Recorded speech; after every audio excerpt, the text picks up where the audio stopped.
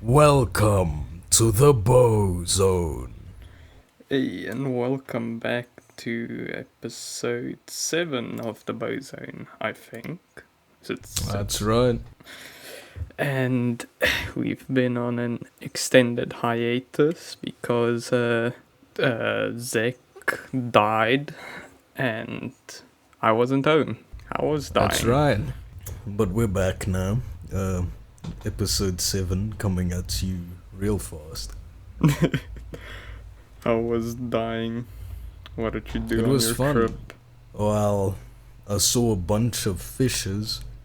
I burned a little. That is interesting. But yes, I How am did at you the burn? ocean now. Oh, I touched a hot plate. Oh, that's epic. Yeah. But yeah, You're at the ocean now. I'm back at the ocean again. And yeah, we're ready. we're living on the East Coast, but two very different East Coasts. Hey, that's true. I didn't even think of that. We're both on the East Coast, just two different continents. Yeah, so close, but we're worlds apart. But I came very unprepared this time, so I see you have a lot of topics for us. I got a lot of stuff today, and following our usual schedule, whatever. Following our usual schedule, we will start off with a philosophical topic. This philosophical topic is brought to you by my local boba tea place. And I'm not gonna divulge the name of the company, but on one of their boba tea cups, there was a really inspirational quote. And really, I want to share it with the people of the world, all the bozos out there. Giving up is not hard, but sticking to it is pretty cool.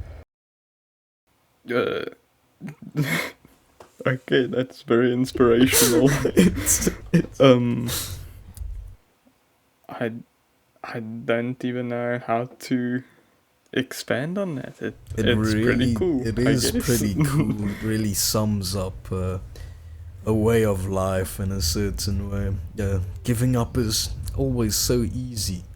It's not hard, it's quite soft, but if you just stick to it, whatever it may be, it's pretty cool. Yeah, that was pretty cool. So I hope everybody that's thinking of giving up on something just stays cool and they become pretty cool. Really cool. But yeah, that's our epic philosophical segment for today.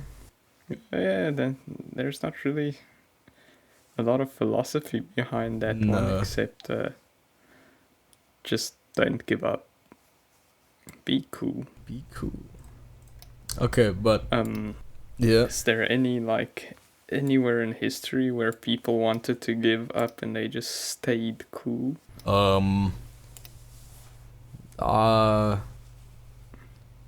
I don't know. I mean, Hitler could have probably given up like a few times.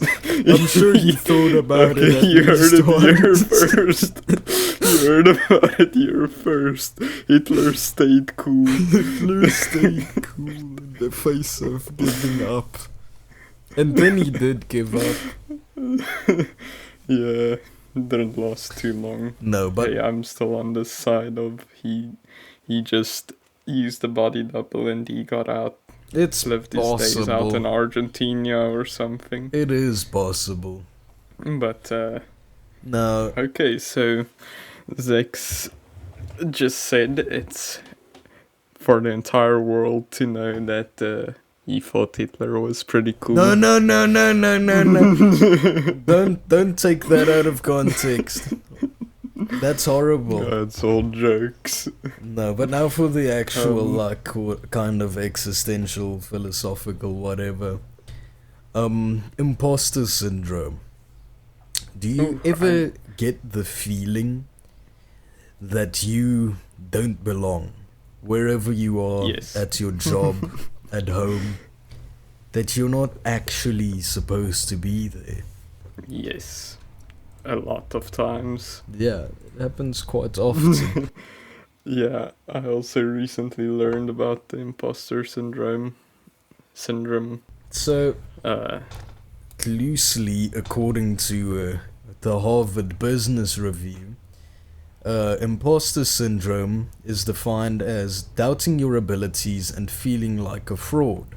Now, I've got a weird thing, like a weird feeling that I get sometimes, which I guess could be classified as imposter syndrome, where I kind of doubt that I like the things I like. What if at this point you just like the things you like because you may have been taught to like it, or Stockholm syndromed into liking it. yes, exactly. That's Stockholm syndrome that you're thinking of. No, that's something. No, Stockholm syndrome is very So- specific. I can give you a good example. I not anymore so much, but I used to get big imposter syndrome while driving. I was like, I should not be behind the wheel. And then after a while I was like, well, everyone else does it and it looks pretty easy when they do it, so Yeah. I should be fine, and I got over it. But the funniest part is I'm driving boats and I'm scared when I'm driving a car. Like, well, not scared, but I got that imposter syndrome Yeah. when I was driving. I felt like I was not supposed to be behind the wheel. I was like, there's no way I can do this, but it's gotten better. Yeah, usually my imposter syndrome, it comes in waves, I suppose, because it comes and then it disappears like after a minute or two, and I'm like, no, this is a stupid thought. I'm gonna stop thinking this. Yeah, but I think that's the biggest like thing of imposter syndrome. You just gotta tell yourself, nah, it's I can do this. It is in my abilities. The same thing happened. I don't know about you, but when we were playing the Dota tournaments and we were trying to go pro in Dota, I did not feel like I belonged there. It's I was funny like, "There's because no you were way." consistently like the best member of our team. Like every match we played, I would have said you should have been MVP in like most of them. You were And, consistently good. Yeah, but I really didn't feel like I belonged there. After I was like, this. Every time before a match, I was like trying to hype myself up, like you can do this, you can, and everything. But no, Yeah. in the end, it never really worked out. But Unfortunately, now I got that when I was playing for my second team. The second time I was captain. Because then it was like, these people are all so much better than me. I don't know why I am captain of this team. yeah, That being said, we did get pretty far though. yeah, I'm very sad I couldn't continue with it, but I had Yeah. to go be captain on boats. Yeah. So. Yeah. Mm. Yeah, but yeah, do you experience any other areas or any other aspects that you have imposter syndrome? Not recently that much. I recently did start my voice acting thing, and I will say that auditioning for jobs gives me real imposter syndrome. Like, yeah, whenever. Yeah, continue. like I record the thing, and then I'm like, there's no way this is gonna work, and then I listen back to it, and I'm like, oh, that actually sounds pretty cool. But while I'm recording it, it's just like massive imposter syndrome being thrown at me. Yeah. I saying about the auditioning and everything, every time I've had to like set up a CV, or as the Americans like to call it, a resume, and the every time I'm like, this stuff does not sound like something I can do. How this is not supposed to be on here, and I always try and make it sound not as like good, but then it ends up sounding way above my like, I don't know. The imposter syndrome just gets to me. So that's my question to you this week, dear viewers. Where do you most experience imposter syndrome in your lives? Where is it most prominent? At your job, maybe at school, or a extracurricular you take part in? Let us know in the comments below. Oh, yeah, that was a fun topic. I didn't even see you put that one in there. It's right. Yeah. my eye has been on the Chang. Okay. Yes. Okay. The Over here, yeah. we have two topics which I believe you will be very, very interested in. As I know you are an avid mouth harp enthusiast. Oh, should I bust the bad boy out? Yes, play us fucking riff there on the mouth harp. The noise cancellation unfortunately blocks it out. I can't. I have to take the noise cancellation off, and that won't be good. Okay, but first, and also, we have. Also, I do not have the skill to take off the noise cancellation at the moment. Fair enough. Okay, but first we have the Chang, which is a Persian musical instrument. It is a mouth harp. I'm gonna put a photo, if I can find a photo of the... it says, in some places it says Pakistani, in some places like Wikipedia it says Persian. Wikipedia says Persian, but so let's just go with Persian. Let's go with Persian. I'm going to show you and to people on YouTube a picture of the Chang. There you can see in Discord the Chang mouth harp. Yes, that looks amazing. And it gets better. The Khou is a Chinese mouth harp, and it looks insane. So show it to me. Look at that. That is a mouth harp. What? How? It looks like a hand fan. Like one or a peacock's feathers. Yeah. But there's a video. I'm going to send you the video like after I'm gonna show you the video after our recording. There's a guy called Bebcorp Harpery on YouTube that plays these instruments. What? Man, I want to see that getting played. Yeah. What's it called? The Khou. The Khou, yeah. There we go. But it's a short, I wanna see it getting played. 30-second YouTube short that I found this instrument on, and it's pretty cool. It actually sounds very nice. Very unique sound for a jaw harp. I know you said never to give up, but I think I'm gonna never give up and you'll be cool. But I think I'm gonna give up on the jaw harp and start playing the Khou. Okay, but the Khou is a type of jaw harp, so you wouldn't really be giving up on the jaw harp. True. Man, yeah, I was so confused though, because I've tried to... What is the jaw harp like originally from? From what country? Because a lot of people call it the Jews harp. Yeah. But I've seen it like in so many different countries. Like, for That's, instance, there's that Persian instrument that's also a jaw harp. I think, according to the historic Jamestown.org slash collection slash artifacts slash jaw harp, jaw harps are one of the world's oldest instruments, thought to have originated in China, or not China, Asia in general, thousands of years ago. Which That's what I also thought.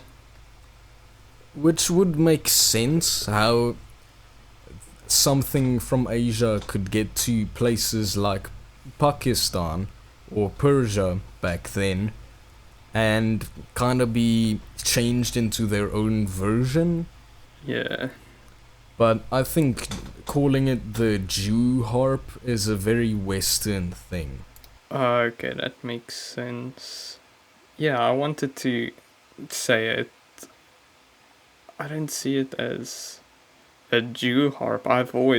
In my mind, I've always been like, oh, it's an Asian instrument. It originated from China or somewhere in Asia. Like, I can just picture not Chinese, the Mongol Empire. Way back when Genghis Khan was riding into battle, I just picture him with his, like, instead of war drums, he has a couple of throat singers and jaw harpers at his back, just, Yeah, they're just banging out a tune. But yeah.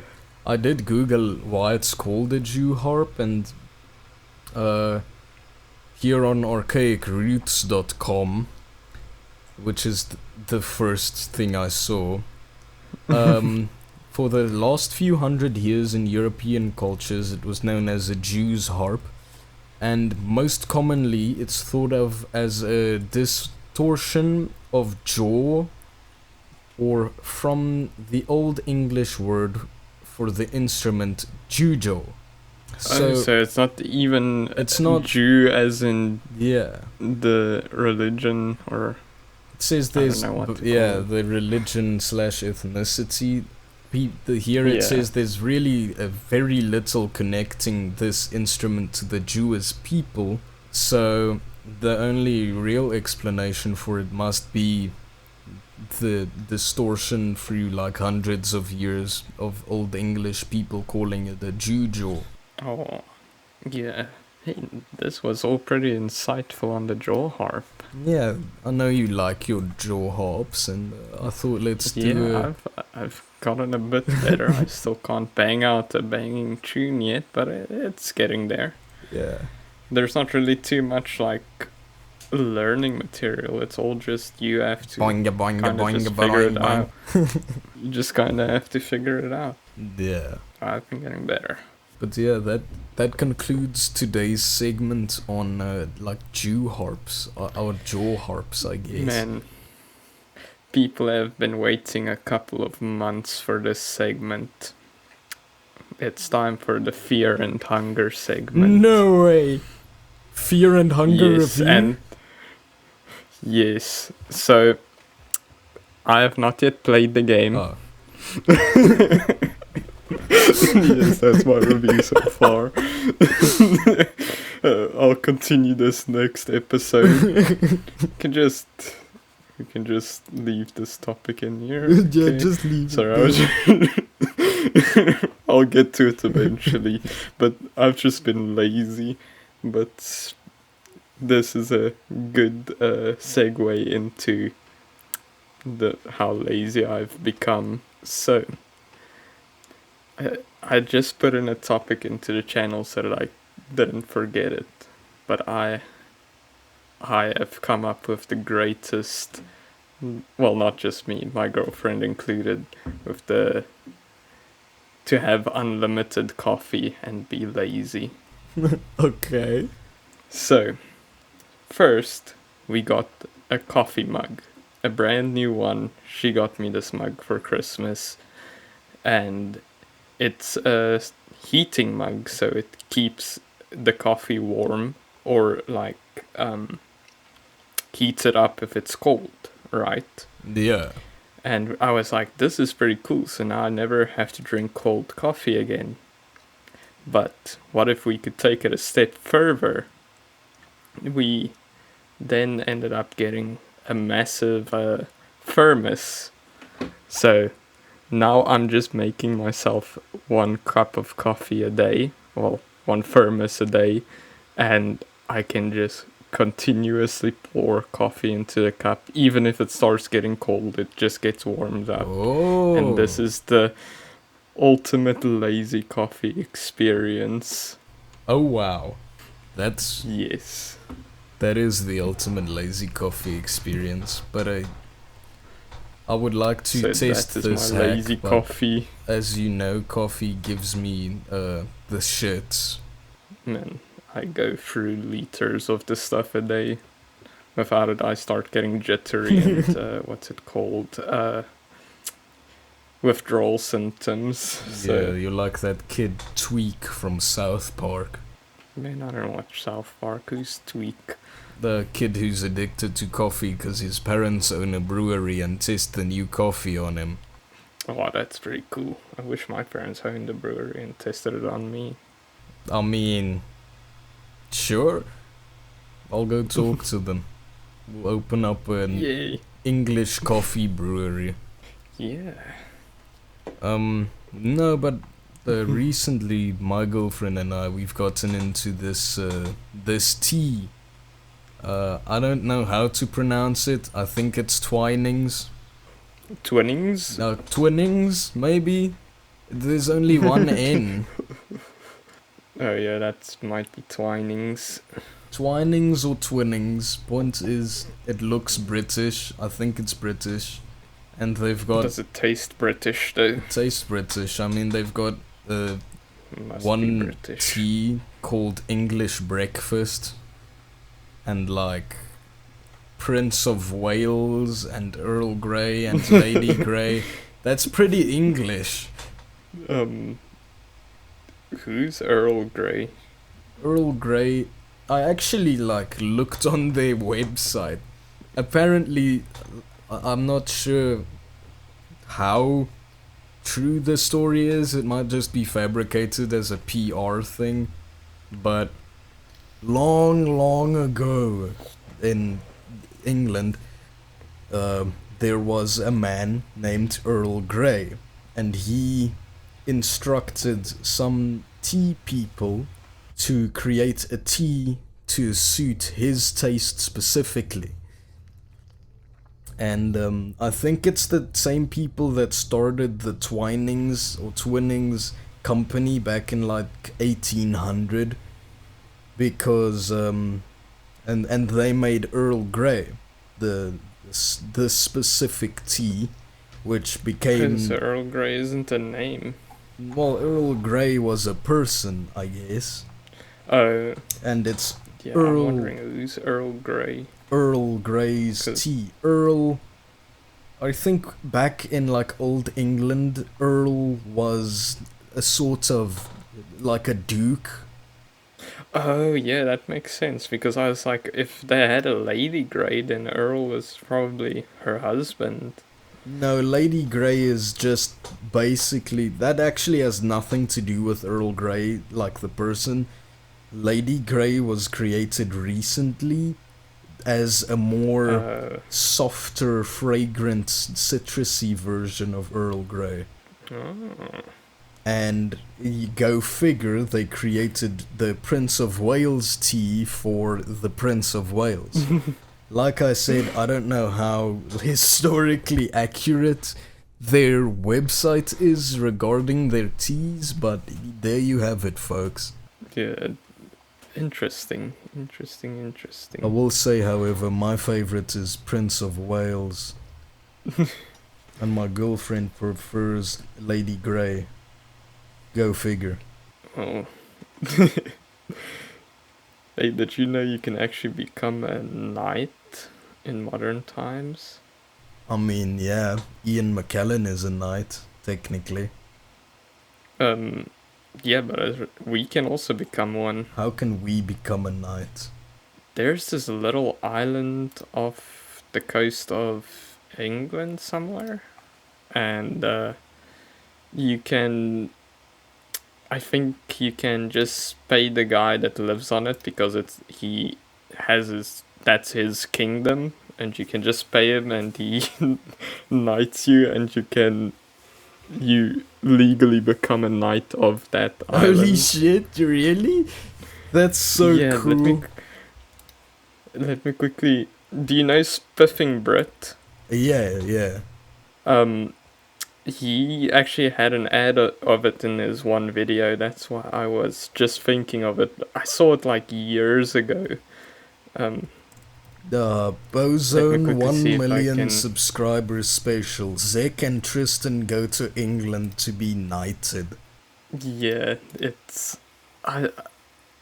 you know what? I'm just gonna put it in the topics. I'll need to do the research again to find out the Knight Island's name. I forgot the name now, but yeah, we can legally become knights, and I don't think it's too expensive. I think it's like $50 or something. Damn. Sir Zek and Sir Tristan. I like the sound of that. Man, it would be amazing whenever they, under like any forums that you fill in and they title. ask if you should be Mr. Mrs. or whatever, and then we just put Sir. I like that. That sounds like a good idea. It reminds me of that one like online thing where you can buy a 1x1 feet plot of land in Ireland and legally be called a lord. Yeah, that's also. We can become a Night Lord. Or a Lord Knight. A Lord of the Knights. Yes. Oh, my girlfriend just gave me the info. It's called Sealand, and it's off the coast of Scotland. Sealand, talk about an oxymoron. Yeah. Thank you. How much does it cost? Yeah, it's $50.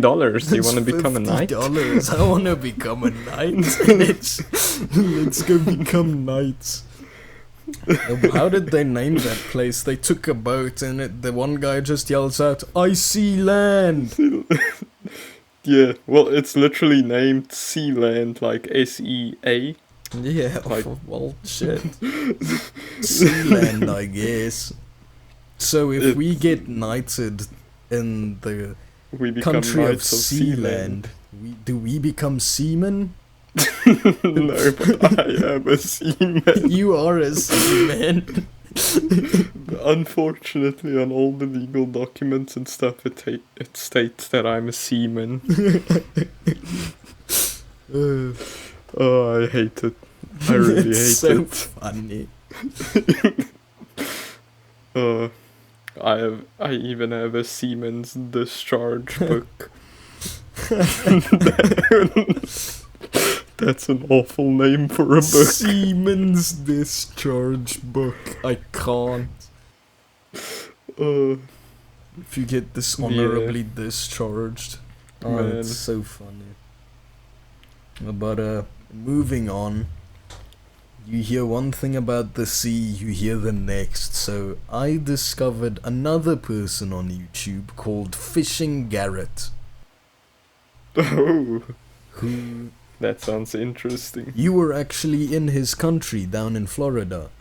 And this guy is your typical Floridian.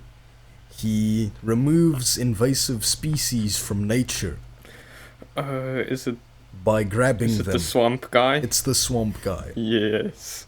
Walks around barefoot in a swamp full of poisonous frogs, huge 20-foot long snakes, and fucking crocodiles. Well, alligators. Well, alligators, yes. Yeah, that's crazy. I would never. And he just grabs the stuff. He like he does not even flinch or anything. I don't know. I'm thinking of the videos I've seen, and it is terrifying. Well, to watch it is like entertaining and terrifying at the same time. Yeah, he just says yoink, puts his hand into the water full of God knows what, and grabs a fucking alligator, baby. Or a Or a snake. snake. Or some weird reptile. Some sort of reptile that is invading Florida. Yeah, just nonchalantly. Just yoink. And my favorite part is that he does this barefoot. Hey, well, he can't get his shoes wet. He's like wading through a swamp, so. I don't know, man. Yeah. Even over here, we've got like a couple venomous snakes. You don't go outside into the fields without wearing like leather boots. Yeah, it depends if you're raised on a sissy farm or not. Depends if your farm has puff adders or not. Hey man, Did we your had farm everything. have We puff even had adders? yes, we had that and I don't know, boomslang, boom slangs. Boomslang in every language is just featured. boomslang. Yeah, in a recent hit film, Bullet Train, they had a boom slang in there. Made its first big appearance on screen. Yeah, we had I must those. say the performance of the boomslang was very, very good. He was my favorite character, probably. Yeah, he's making it big in Hollywood now. Yeah, he's got a film with Brad Pitt. How many people gets to do that? Yeah, true. I haven't even gotten that yet. It's funny, they really, for a movie with like a bunch of Americans that is set in Japan, they've got a lot of references to South Africa, like the boomslang Yeah. and Johannesburg. I mean, that's like a double Yeah. whammy. Usually people just, the most recognition we get in movies are like just saying Johannesburg or Cape Town. They caught us off guard with a double whammy. Yeah, I was like surprised. They took our That's why it's most... one of my favorite movies in recent history. Yeah, that's definitely one of my favorite recent movies. They took me by surprise, just like they took our second, like a trademark South Africa's second dangerous creature and put it in a movie. Yeah. Well, also in the movie, it's a lot smaller than they are in person. So we actually, that's how I know we have them on our farm. Quick little story time. When I was young, my younger brother, he was still a baby, like he was in his what's it called, his stroller, and we left him outside. Well, not we. We were busy outside, but he was like left underneath the shade underneath a tree, and boomslang actually translates to tree snake because they live in a tree, obviously. Go figure. And we have this massive tree in the middle of our farm. We left him underneath the tree, and I was like running back to his stroller. I don't know, probably to go put dirt in his face or something. And I see this like very long, it looks like a rope almost hanging down from the tree past the stroller and everything. I'm like, what is this? And as I get closer, I realize it's a boomslang, and I was terrified. That thing was easily like 10, 15 feet because it's a big tree and coming down from the like branch. It's not a very thick snake, obviously. It's just very long. Yeah, it looked like I said, it looked like a very long rope, but it was like crossing his stroller, like coming down from the tree, like slithering across the stroller, and I was like, oh, well, he's done for, I'm getting out of here.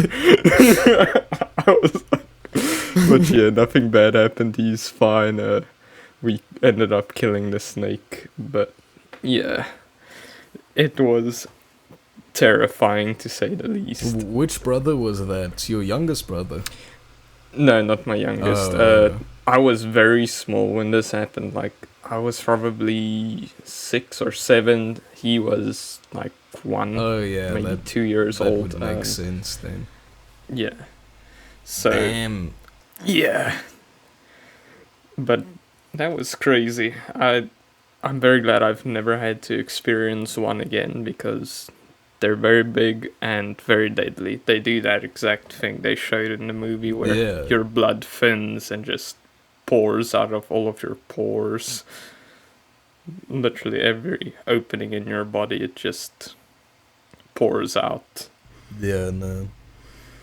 You don't I'm fuck with the fine. boom slaying. And the one place we lived, we had black mambas, but the most prevalent snake on our farm was the puff adders. Yeah. Puff adder is like a field snake though. Yeah, and they like lay in wait. Like, they don't really go around And like slithering around. They're like, what's it called? An they're ambusher. stalkers. Yeah, it's well, Yeah. ambushing, stalking predators. Yeah. So unless you step near them, they won't come to you. But Yeah, if you but step near them, you're dead. that's so fucking difficult to see that thing though. The puff adders. Dude, you gotta keep an eye out for puff adders. You step on the wrong rock, that's not a rock. That's a very nope rope. Yeah, true. No, we've never had any problems with them, but we also never really wore shoes, so Yeah. But speaking of bullet train, that is a form of visual entertainment. So let's go on to movie and show review or suggestion. is it time for that already? No, we can do this now and then a few more segments and then our final segment. Okay. So, wait, how did we do the movie or show review? Did we each give? Yeah, we or- each give one, same like the game review. Oh, okay. You can go first. Alright. Today I am going to be recommending The Blacklist.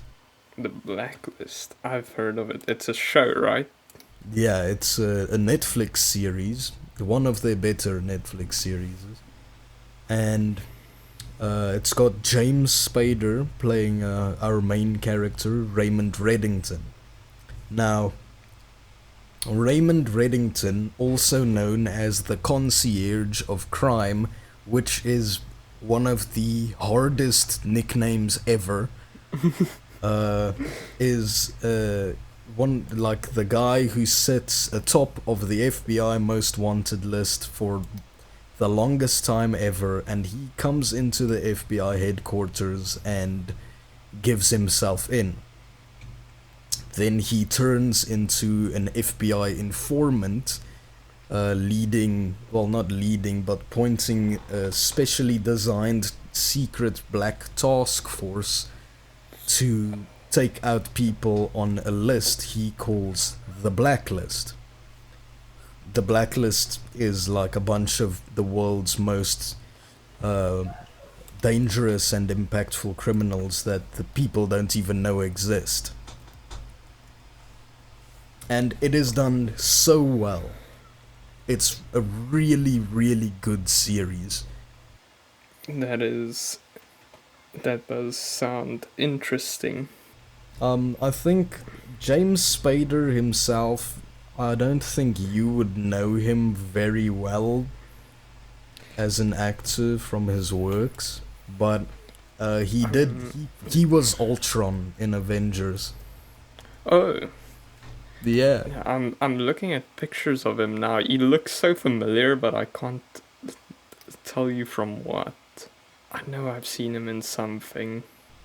But yeah, that's my show recommendation for the week. It's very lengthy. It's got like 10 seasons, each season with 22 episodes, and each episode like 40 minutes long. Yeah. See, that's the only reason why I maybe won't watch it, because it has It's a lot long. to get through. Yeah. it feels to me like what's the one show I tried to watch it. There's a Sons of Anarchy. Have you heard of that? Yeah, yeah. Yeah, it was good. I enjoyed it, but it just had too many seasons. I couldn't get through it. Like after a while, it's like okay, this enough. Yeah. But it was also really good. But my recommendation will be Heroes. It's a very Heroes. old, yeah, it's a very old show. Um, it's a series, and it's basically one. Let me see. It released in 2006.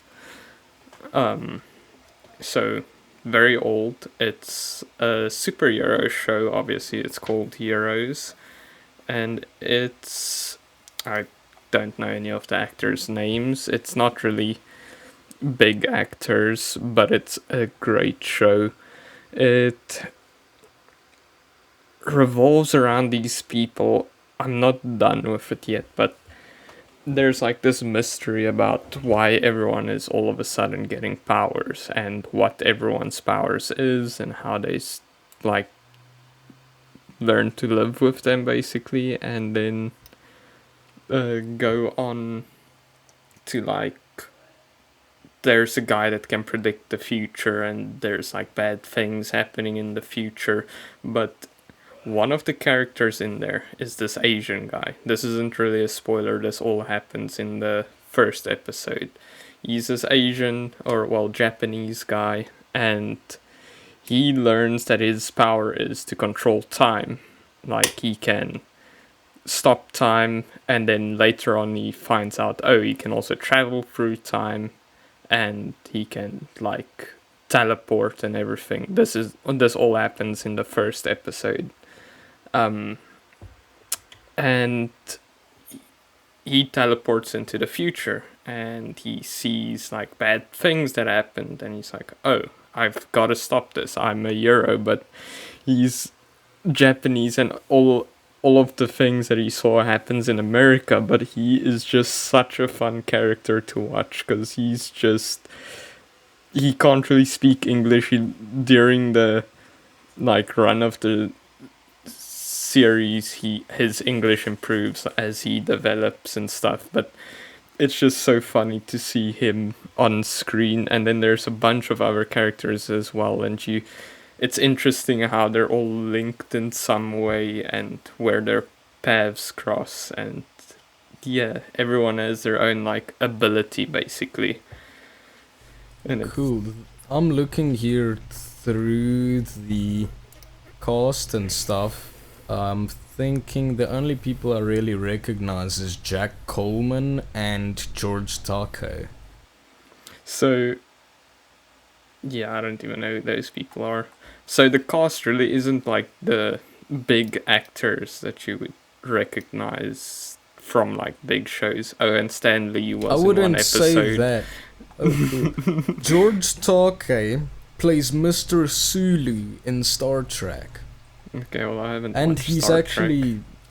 he's actually also a pretty successful voice actor on the side. Oh, you can see the guy that I like. His name is Masioka. He is amazing. I love him in the show. But yeah, it's a very fun show. I watched it when I was younger. I can't remember what happens in it, so I'm very glad I'm rewatching it now because it's such a interesting show. A lot of the effects they look pretty dated. Some of them are really cool still. And I don't know, it's a fun show. I love it. Very nice. It's also, I think it has 4 seasons. I'm not sure how many episodes in each season. I know the first season had like 20 something. It's 40-minute episodes, but it looks like season 2 and 3 does not have the same amount of episodes. all of the seasons have different amounts, it looks to me. Okay. You know what you need to watch a show? Vision. And you know what released recently? The Apple Vision. And this is something a lot of people are either very excited for or very worried about. Or you can just be like me and I don't know a thing about it and I don't care because I hate Apple. Me too, my friend. Me too. And I say down with the Apple Corporation and stop making shitty phones. Yeah, But I can't believe what they're pumping out, but let's continue. Gee. Tell me about the Yeah. Apple Vision. Okay, the Apple Vision is their take on virtual reality and immersive reality. Or immersive virtual reality. Essentially, you can use them as, I guess, augmented reality goggles. You can display things in your vision while seeing everything around you. I know the Apple Vision Pro can capture and record photos and videos of you and like the kind of display that in a third person reality sense.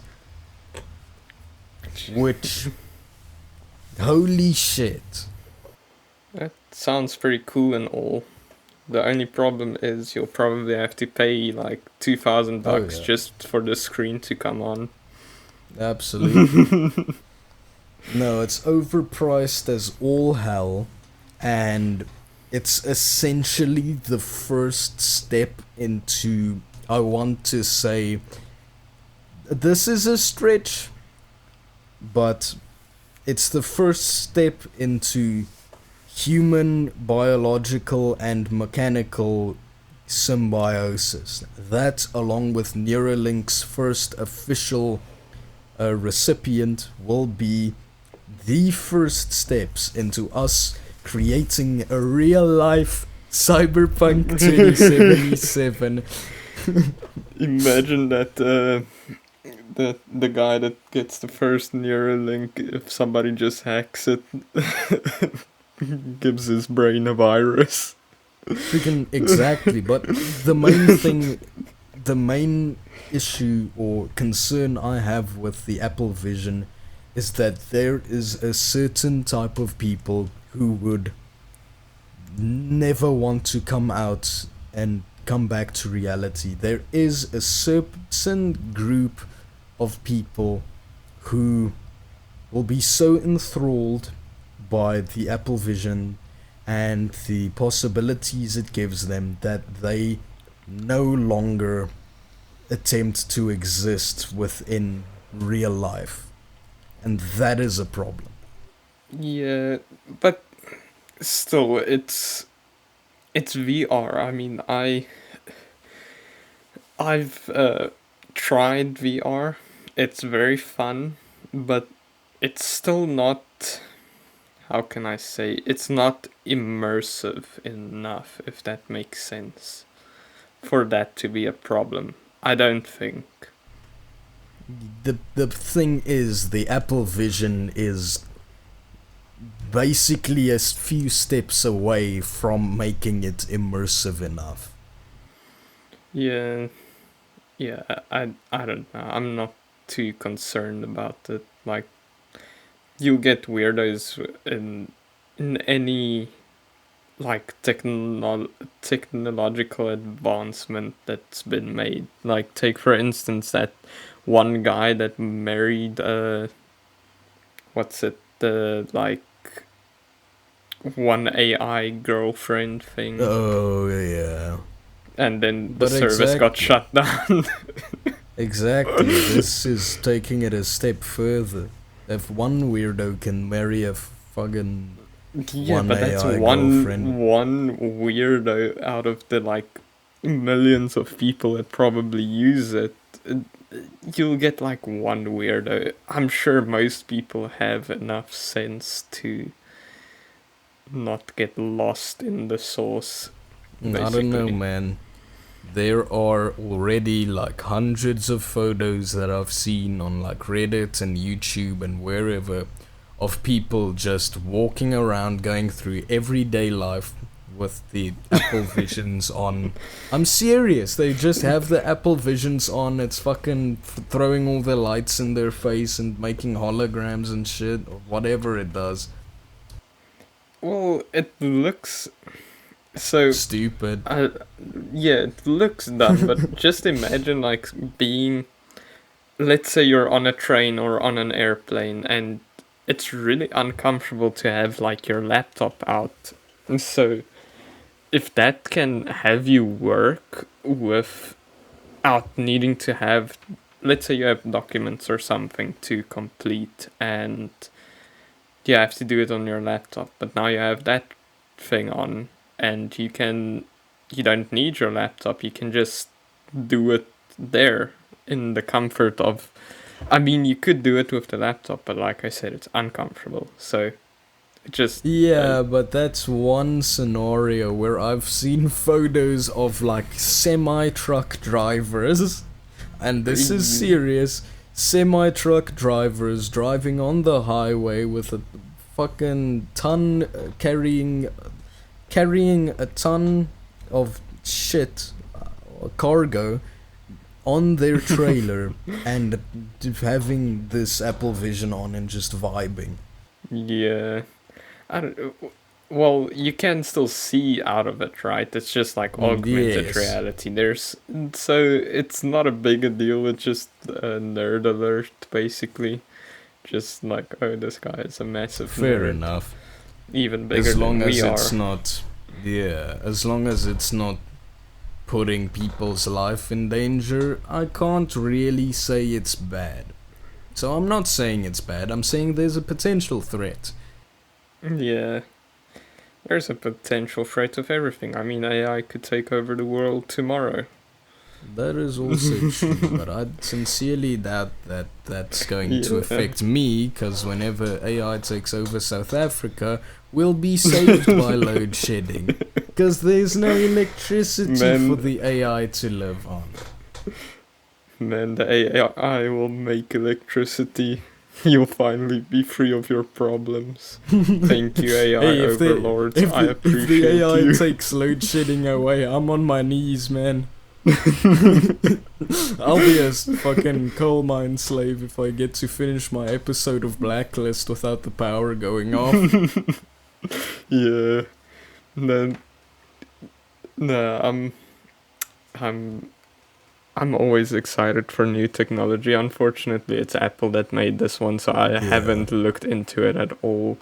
I don't even know what it is. I've seen the name pop up, and this is the first time I'm actually hearing what it does, but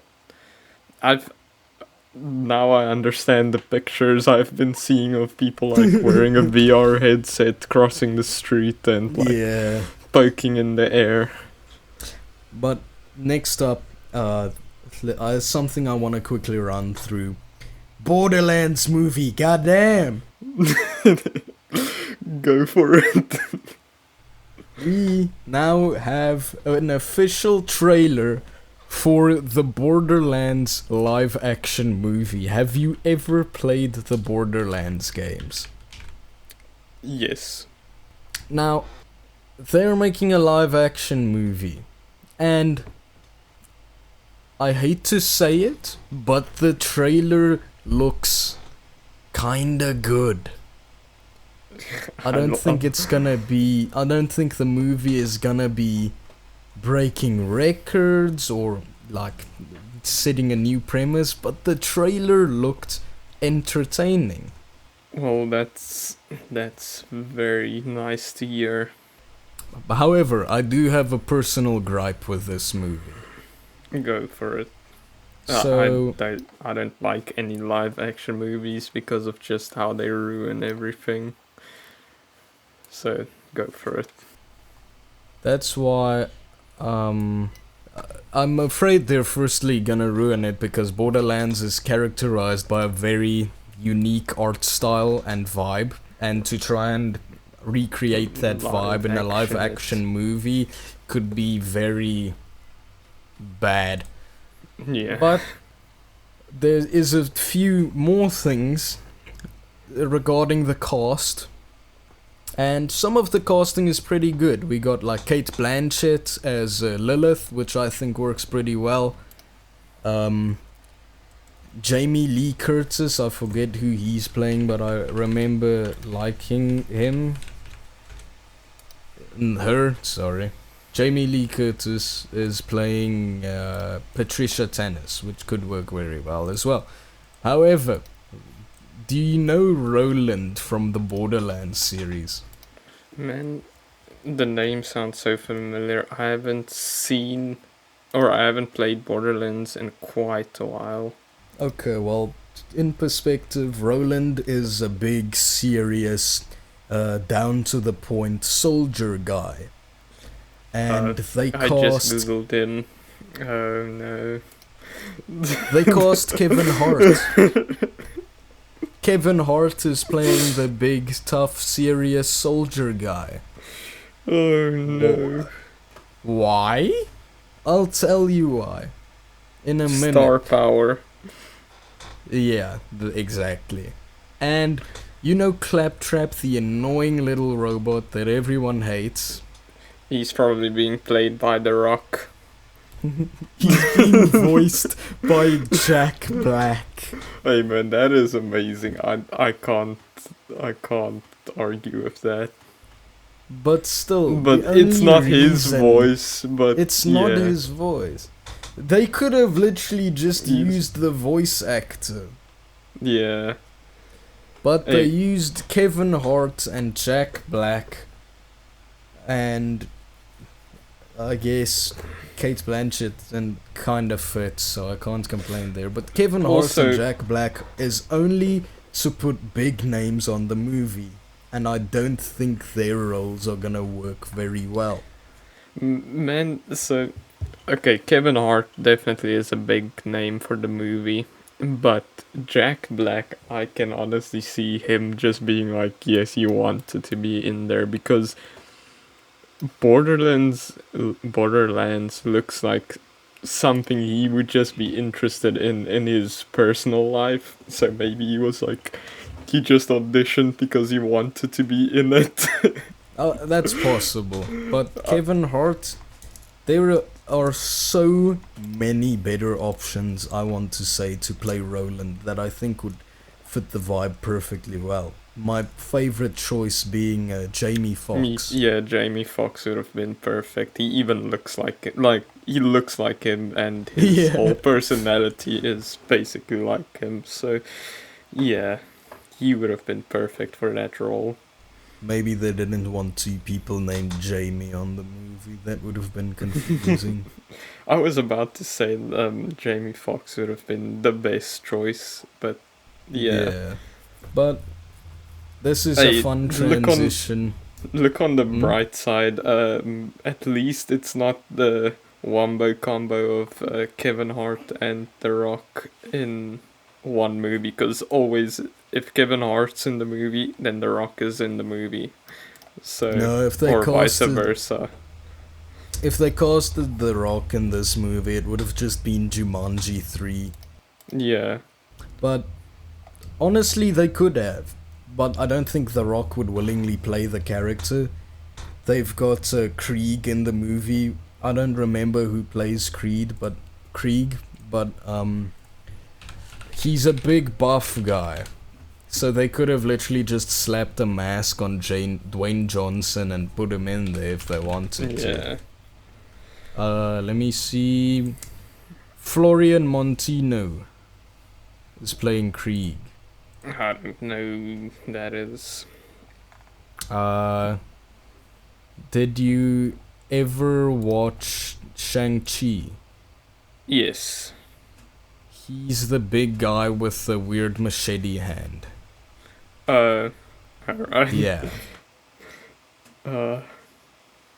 But speaking of new movies and how they might just suck and everything, new movies suck. I don't know. Most of them are horrible, and I've been just watching old stuff recently. Like, I don't know, the older movies have just they've stayed Yeah. so good. Even though the effects sometimes aren't as good, sometimes the effects are even better because they still use practical effects and not special effects, Yeah. which sometimes it just makes it look so much better. Yeah, I mean, old movies, I actually saw a thing about this today. Old movies mix practical and visual effects like CGI in a way that new movies like completely disregard and do everything with CGI. Yeah, so it's sometimes looks so good. Like even at Euros, I know it's not that old. It's 2006. It's old, but not that old. Um, some of I know this is going to be a weird thing to like, but the gore in it, some of it looks so realistic. Like it's crazy. Um, I don't know. It all just feels so good when you're watching Yeah. old things. But speaking of old and new, it is time for everyone's favorite segment, video game review and suggestion. All right. You like what I did there? Yes. All right. I'll go first because I have a. You know me. I have a new video game I that know, I've been in yeah, I love know exactly what with. you're gonna say. So this should actually be Warlock's suggestion in any other Warhammer game, but it is not. It is mine now. Warhammer is my baby now because my suggestion is Total War Warhammer 3 or 2 or 1, whichever one you want to, but because they're all the same game really. Total War Warhammer 3 is a strategy game. Almost like Civilizations, but set in the Warhammer universe, not the 40k universe. 40k is more Zek's cup of tea, and he has played it now as well. It's fun. I don't know. I love being able to be a demon and just cause chaos, or a little rat and cause chaos, or be uh I don't know, any monster you can think of and just cause chaos. it's Yeah, it's a lot more similar to Civilizations than I originally thought. Except it's in the world of Warhammer Fantasy, so you can be fucking rats, demons, elves, dwarves, humans, angry humans, cold humans. cold humans, Yeah, it's big stupid humans.